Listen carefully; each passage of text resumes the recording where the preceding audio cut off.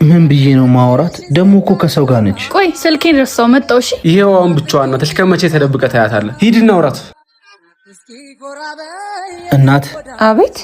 አይዞሽ፣ ልሰርቅሽ አይደለም፣ አትፍሪ። እኔም እኮ ልሰርቀኝ ነው አላልኩ። ምን ያለበት ምን አይችልም አሉ። ምን አልሽኝ? ምንም። እሺ አቤት። ምን ፈልገን የመጣው? ብዙ ጊዜ ሰፈር ውስጥ አይሻለሁ። ደስ ስለምትኝ ልተዋወቅሽ ፈልጌ ነበር። አመሰግናለሁ። ከማንም ዱርዬ ጋር ማባከን ትርፍ ጊዜ የለኝ። ዱርዬ እንኳን አይደለሁም። ቀርበሽ ብታቂኝ እኮ ሰውዬ እሱ አይመለከተኝም። ላውቅ አልፈልግም። በቃ ሂድልኝ። እንዴ ይዙ፣ ምን ነው?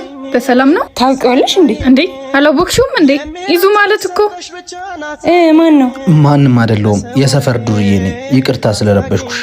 ና አቤት። አንቺ መሩ ተጠቂኝ። ቁጭ ብለህ ከምትውል ስራ መፈለግ ይሆናል። ሰርተህ ትመልስልኛለህ። አንቺ ኢዛና ማለት እኮ እኔ የምሰራበት ድርጅት የባለቤቶቹ ልጅ ነው። እና ቀድመሽ አትነግሪኝም ነበር? ምን አይነት ሆነሽ? ለምንድን ነው ብር የተቀበልካት? ጭራሽ 200 ብር ፊቷ ላይ አትወረውረውም ነበር? ያወራትን ሁሉ እኮ ማውራት አይጠበቅባት። ለሌላ ጊዜ ማውሪያ ሰበብ ይሆነኛል። ባይሆን ብር ጨምሬ ለአባቶች ልኩ። እንደ አንድ ኦርቶዶክስ ክርስቲያን ቤተክርስቲያን የሚያስፈልጋትን ነገር ሁሉ የማድረግ ግዴታ አለ። በርካታ መነኮሳትን የያዘውና ስማቸው ከፍ ብሎ ከሚጠሩ ገዳማት አንዱ የሆነው ሙታንሳ ማር ቅዱስ ሚካኤል አንድነት ገዳም የአባቶች በዓት ተሰርቶ አልተጠናቀቀም። አባቶች ከጸሎት መልስ እርፍ እንዲሉ እናግዛል። የእናቶች በዓት ተሰርቶ ተጠናቋል። ሌሎች የታሰቡ ሰፊ የልማት ስራዎች አሉና የበኩላችንን እናግዝ። ለማገዝ በኢትዮጵያ ንግድ ባንክ 1044